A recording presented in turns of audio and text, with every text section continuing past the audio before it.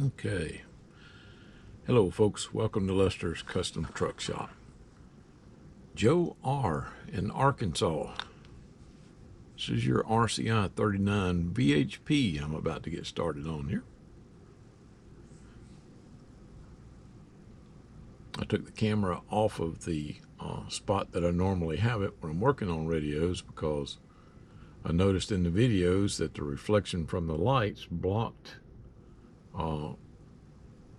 you being able to see everything on the box. So I did it this way this time.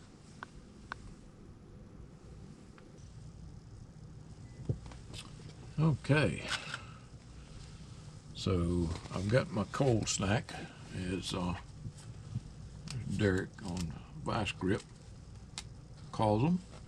So I'm ready to get started. I really like Vice Grip Garage. He's funny. If you haven't checked him out, that's the name of his channel. It's Vice Grip Garage, or VGG, on YouTube. Go check out his channel. It's pretty funny.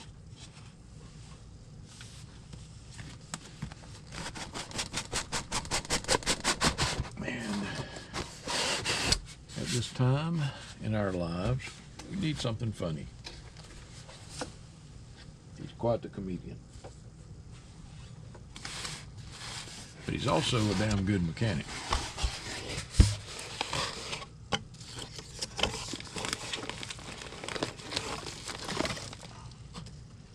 I like to watch his road trips, where he goes and finds something that's been sitting for a very long time and then works to get it running and functioning well enough for him to drive it back to his home or garage. Some of the trips he takes is pretty long on those vehicles.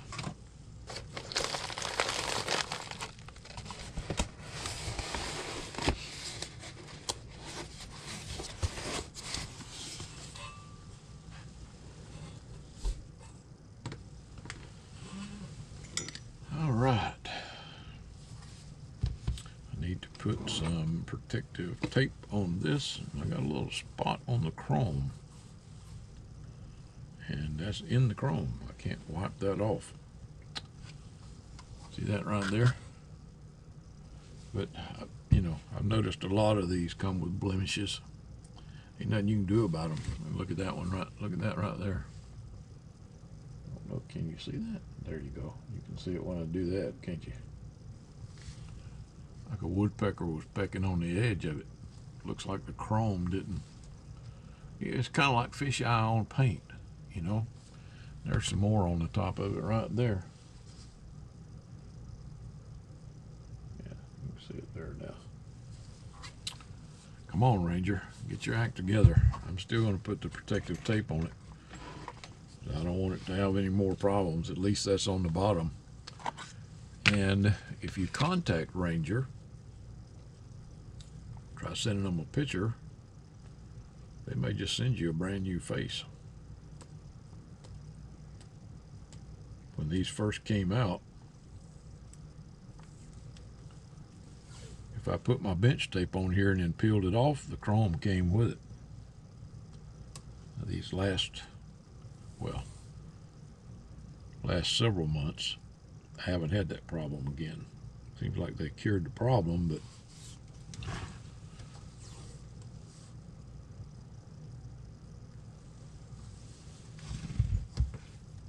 they all have these little defects in them now.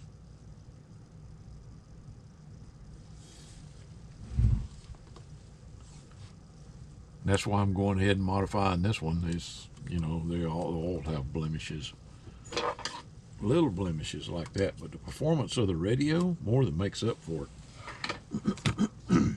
These things are fantastic, as you will find out shortly.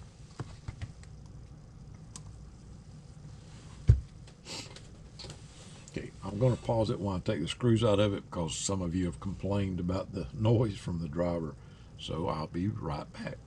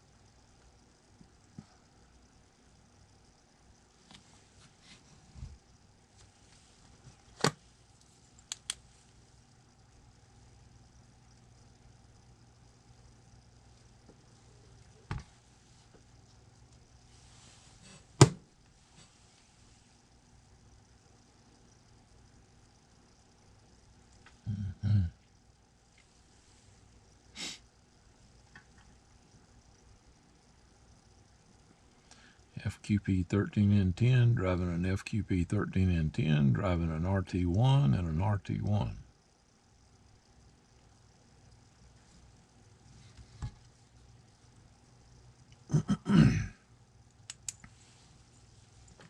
And that is the best way to get the power out.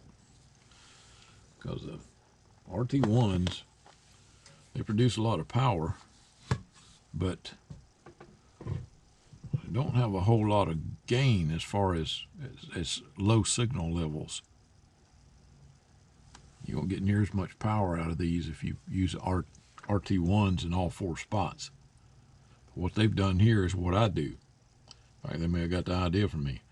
Use a FQP13N10 and an FQP13N10, driving 2 RT1s to get the most power out of it.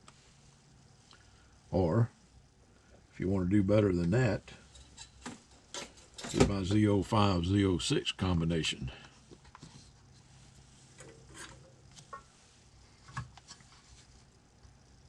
And it just gives you just a little more power than the 2 FQP13N10s and the 2 RT1s. The Z05 and Z06 combo is about the best combo that I've found so far as output power, and they seem to be pretty durable. Haven't had any radios come back with problems. All right, let's get to work.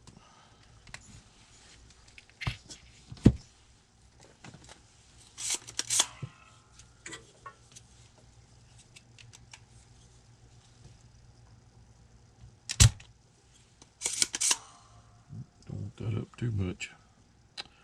Turn the heat down a little bit on my iron.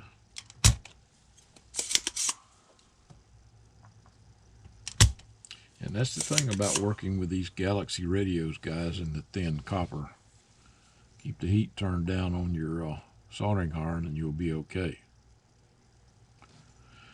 Where the hell is that resistor, that transistor at? I lost it.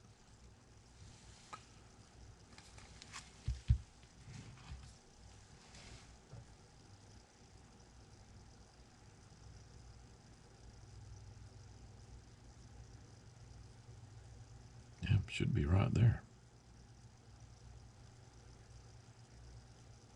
There's the first inductor and there's the second inductor, and it's right in between them.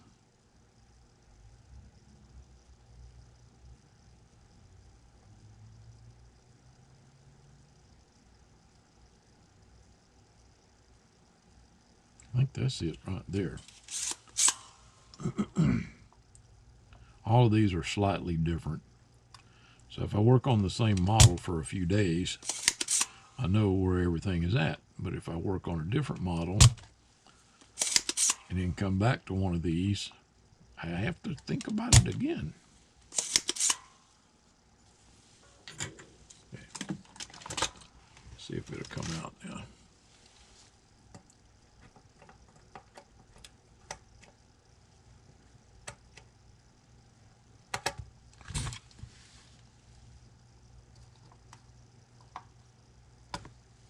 Yep, there it is.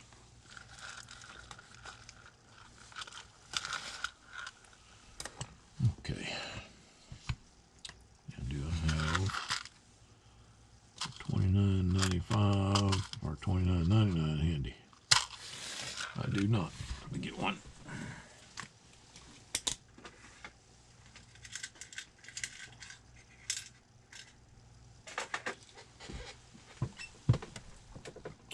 Go ahead and get that put in here right now.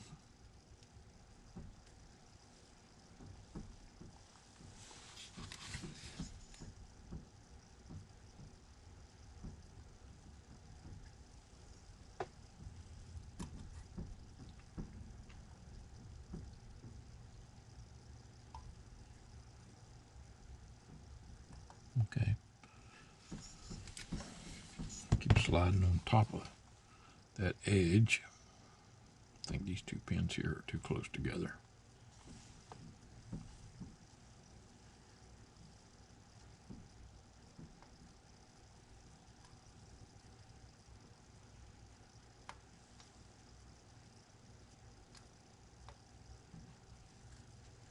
I've told you guys before,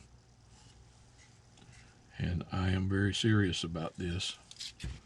I treat every one of these radios like it was my own. I would want everything perfect, so I know you would too. And try to keep them like that.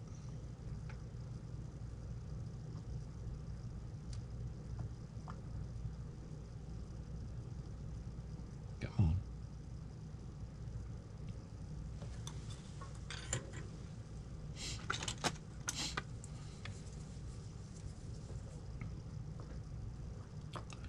And I don't know about where you're at, but where I'm at is pollen season.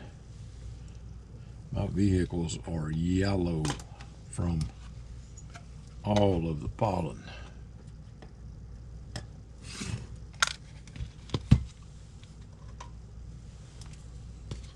And it really messes with my allergies. I'm sure that quite a few of you have the same problem I do.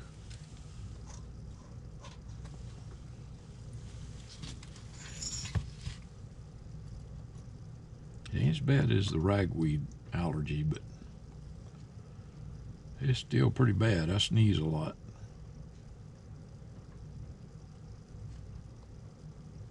And I've been fortunate so far that my eyes haven't been watering, but I have some friends that kind of feel sorry for. Got to know what I'm talking about.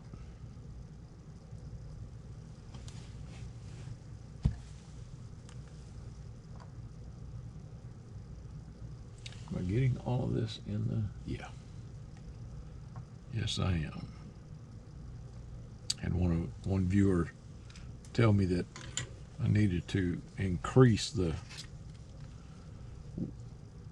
width of the camera focus because there were some parts that you guys couldn't see. And I appreciate it when you tell me things like that, because how else will I know unless you tell me? I mean, it looked fine to me, but I could understand what he was saying. They couldn't see what I was doing when I slide the radio towards me, because it then gets out of the coverage of the camera.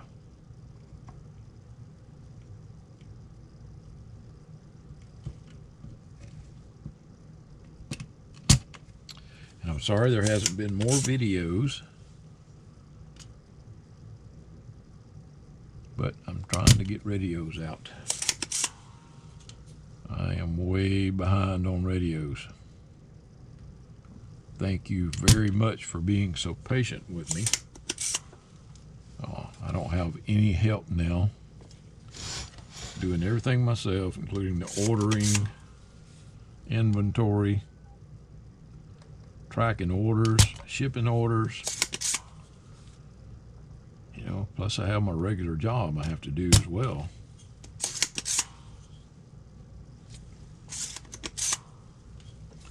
So believe me when I tell you, I am working as fast as humanly possible without compromising the quality of the radio.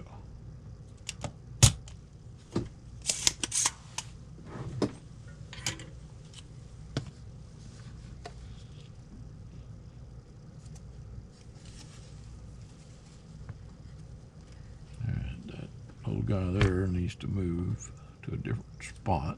He needs to go right there. Okay. And these need to come out.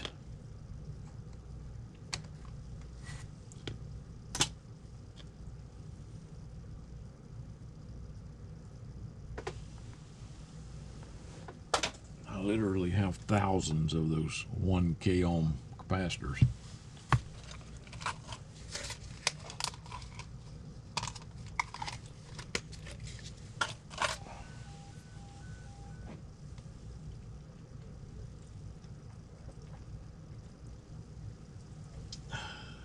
Finish off this cold snack before it gets to be a warm snack.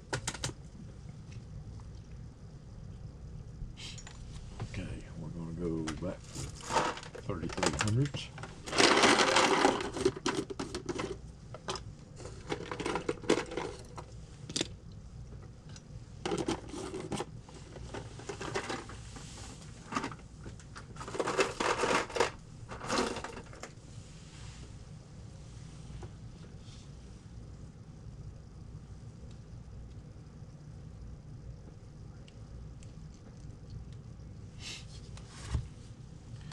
This one's always a tight fit back here in the back.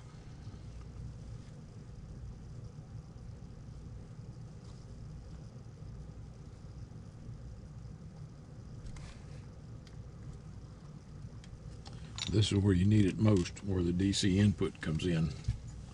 You want that DC voltage coming into the radio to be as smooth as possible. And it also gives it a little buffer on your hard peaks. When you're talking real loud and you're really driving the radio, the voltage wants to fall down.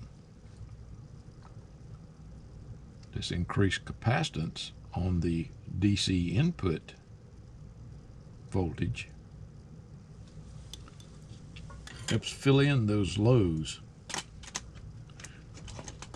because when your voice gets real loud and the output peaks, the voltage drops. These little guys will discharge a little bit to help try to keep that voltage level.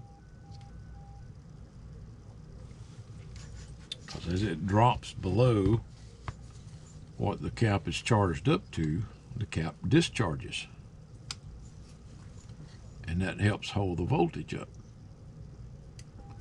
Now, of course, it can't do that constant, but when you're talking, you have peaks and lows, and it does help fill that in, all the lows. But it can't do it very long because it's not very big.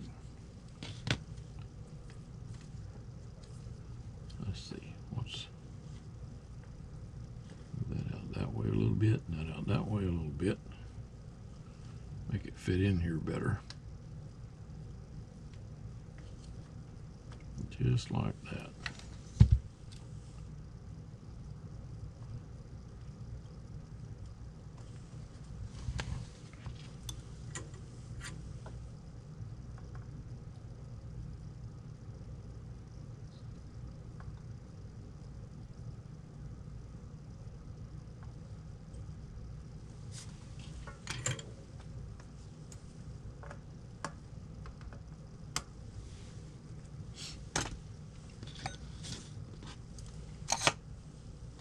Okay.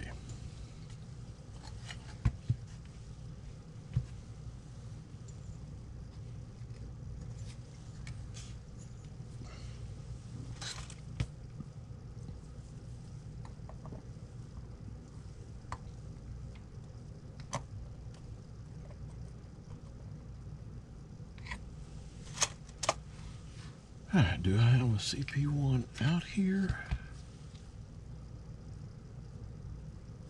No. Let me grab one real quick.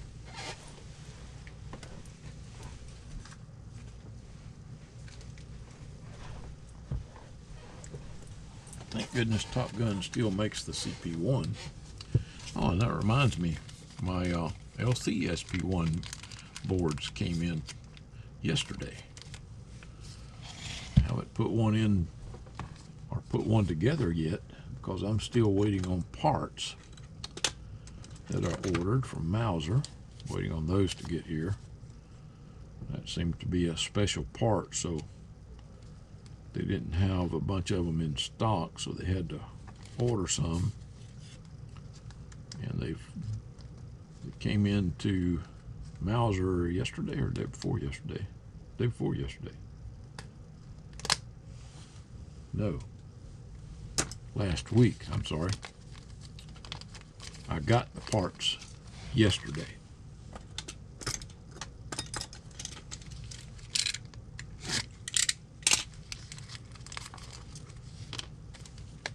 And for all you guys that have seen that SS-158 FB4 video and were asking me when I'm going to get some more.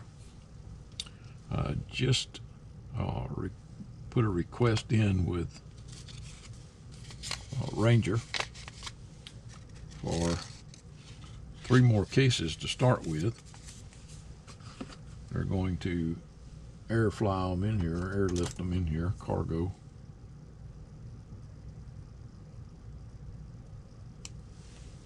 So I'll have some of those before too much longer.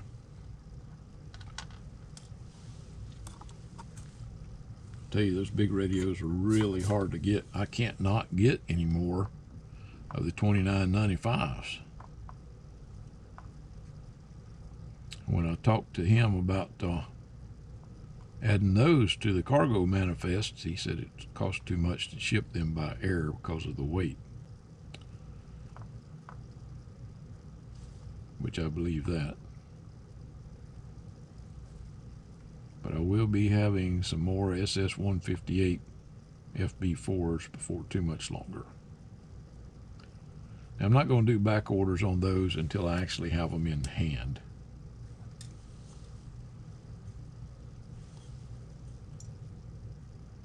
They're not the same as the Quasang people. I can take back orders on Quasang radios because I know I'm going to get them. Hell, they ship them to me without me having to pay for them up front.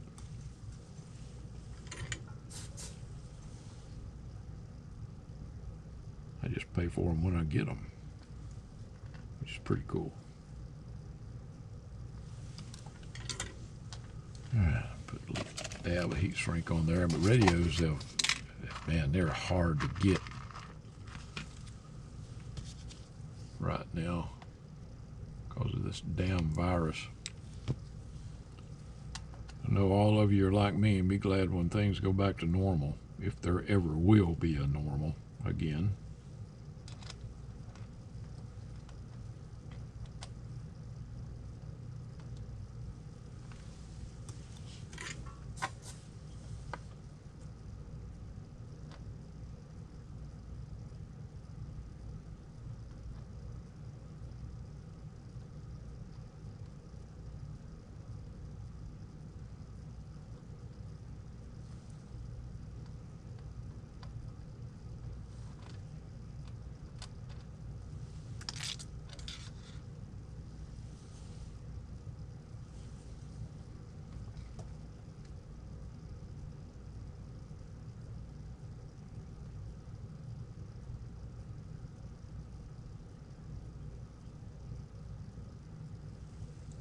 No, I don't want no damn solder ball on the bottom.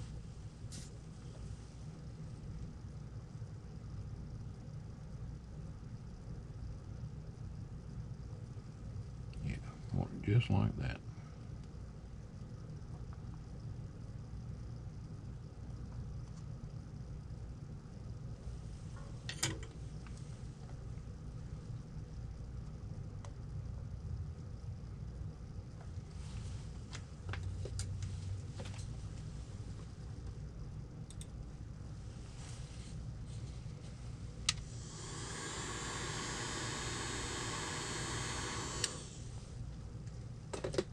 I got a fill-in UPS driver.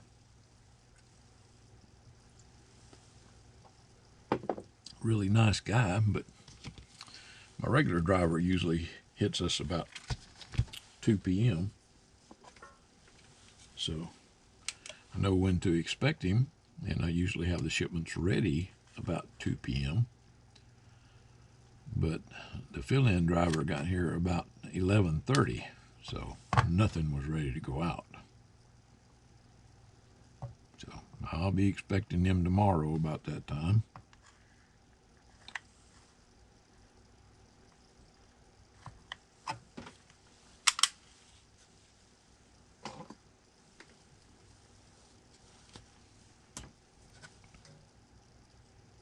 Okay.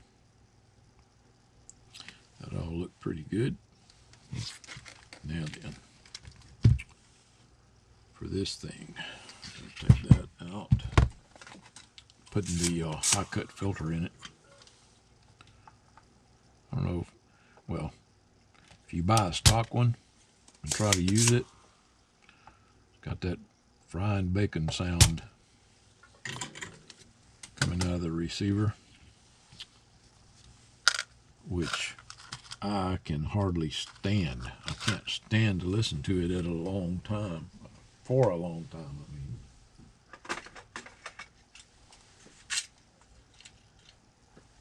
So,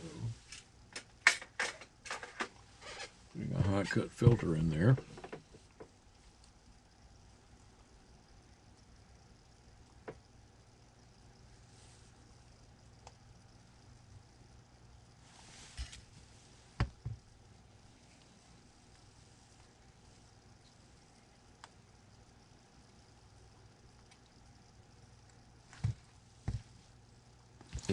This is what the high cut filter looks like. No, I don't sell them. I had them made. I don't sell them. I've got 2 inductors, a couple of capacitors in there, different values, and they seem to work fairly well. Come on now, get in that hole. Ah, you aggravating thing, you.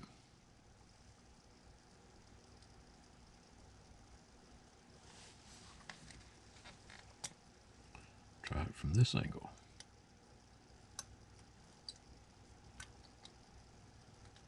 Seems like I can get one of them in there, and then the other 2 legs, they don't want to go in.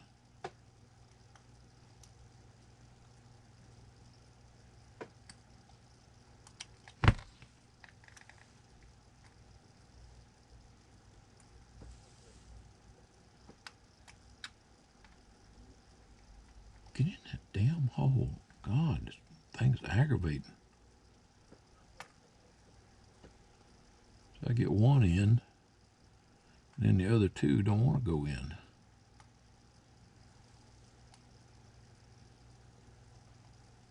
Maybe I ain't holding my mouth right. What do you think?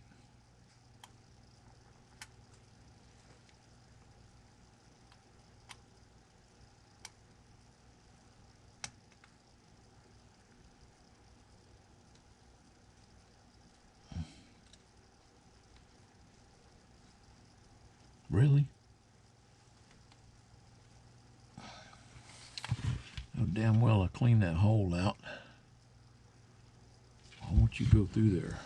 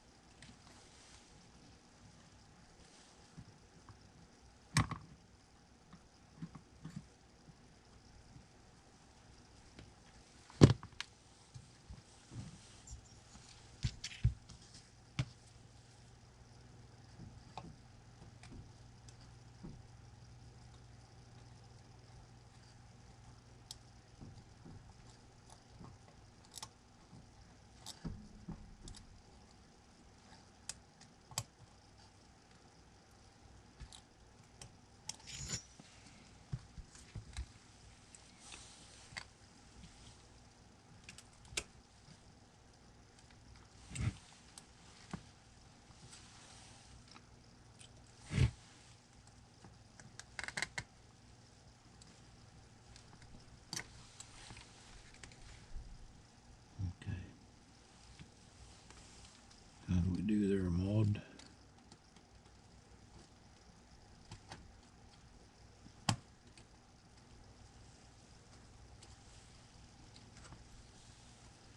Not perfect, but it will do.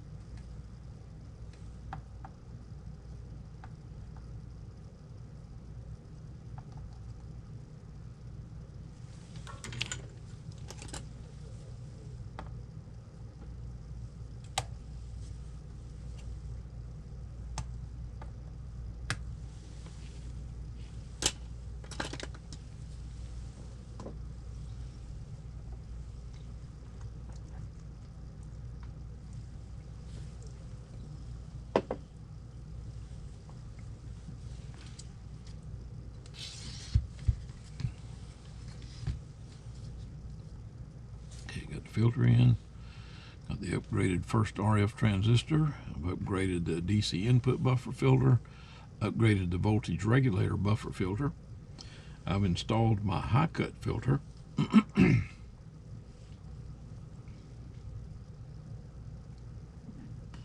And I've programmed it for the for full coverage, basically. All right.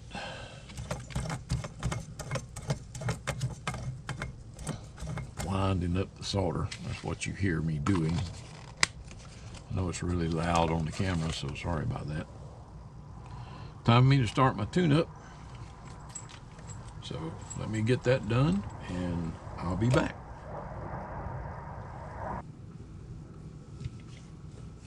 All right, got 100 watt slugs in both RMS and peak. I am on channel 20. And I think this is an AM only radio. It is.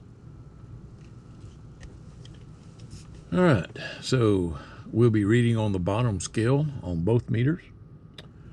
Meter on the left is RMS. The meter on the right is peak envelope power, PEP. All right, RF power turned all the way up. We're dead keying 20 watts. Hello, audio. Oh, right there. Go up on the multiplier to ×2. So now that bottom scale there where it says, well, 40 will be 80, 60 is 120, 80 is 160, okay, with 100 being 200. You just multiply all the numbers by 2, add the 0. Hello, audio, audio 1 2 1 2 audio. Hello, audio, audio 1 2. That is about 140 watts from what I'm seeing. Peak envelope power now, 140 watts PEP. Audio, audio, about 23 watts RMS. Now, let's turn RF power all the way down. See if I got this set right. That's about 1 watt. You know what? Actually, I need to bring that up a little bit. 1 watt seems to be a little bit too low. All right, there is 3 watts. 2.5, let's say. And yeah, guys, you need a carrier, especially if you're going to run this into an amp. Because if you try running it with no carrier, which I've seen some of you do, radio doesn't work that well. Okay, so we're dead keying a little over 2 watts. Audio, hello, hello, audio, audio 1 2 1 2 audio. How do you like me now? Audio test. So that's right around 70 on the scale, so that's going to be 140 watts peak. Audio, and it swings forward to almost 14 watts with it turned all the way down to 2. Now that's with a knob turned all the way counterclockwise for RF power. Okay, let's see. Let me turn it up to about 12 o'clock. I got to find the line on here. Here's the line right here. Audio testing, testing audio. Audio 1 2 3 4 5 5 4 3 2 1. So with it set at 12 o'clock, you're dead keying 10, 12, 14, about 15 watts audio, and swinging forward to 20. Our output is still about 140.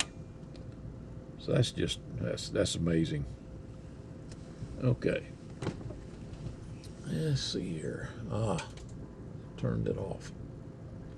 Dang it. I'll turn it back on.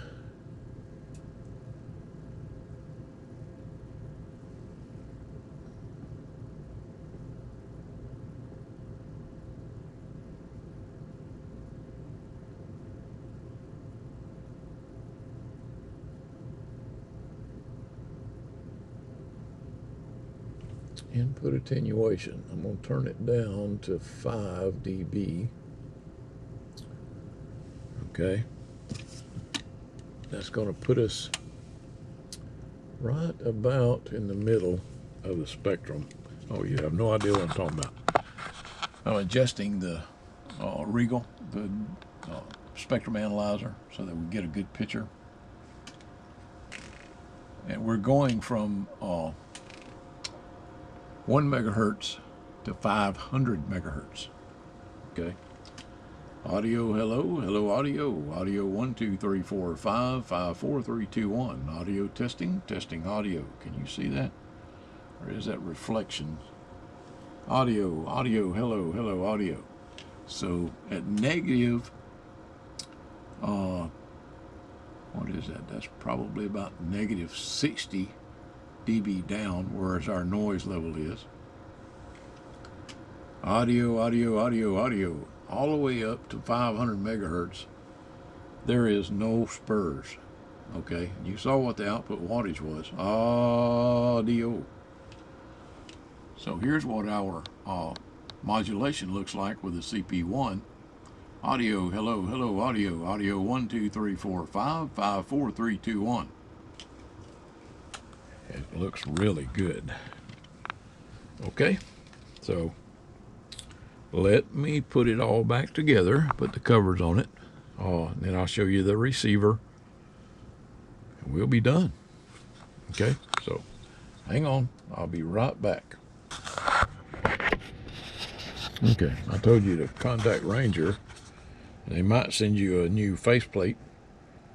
There's the email address right there, support@rangerusa.com. Okay. Yeah, the radio does come with a 1-year warranty, which we just did in. So your warranty is going to be with me now. I added the CP1 and changed a bunch of things inside the radio, so that means this warranty is not any good anymore. So you'll need to send it back to me for warranty if you run into any problems with it.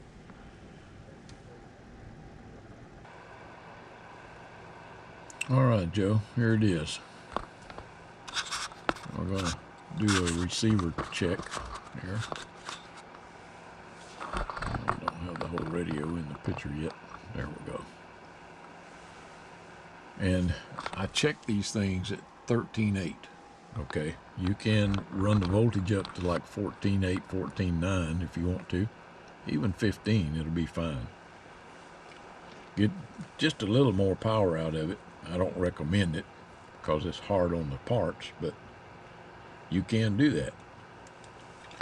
All right, we've already done the output power, so let's check the receiver. Channel 20. And right away, we see how good that is. A little bit over S9. And I'm doing 30% modulation, 100 microvolts on channel 20. Now I'm going to disconnect the antenna. We can still hear it. Cut that off. I hate listening to that tone. I have to use it a lot, but I hate listening to it. Okay, channel 20 is on band D. And you've got a lot of lowers and a few uppers. Okay, just be mindful of that. And here's your echo controls. Talkback is right here. I did verify echo works. All right, mic gain, RF gain. So of course squelch and volume, you know about those.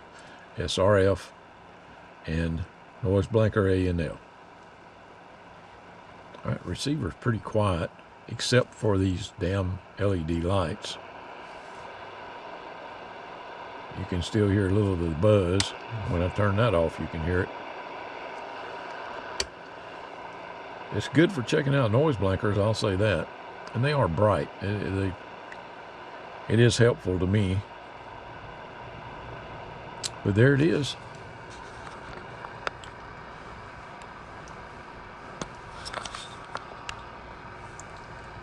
Joe, I sure hope you enjoy your new radio. It was my pleasure to set it up for you.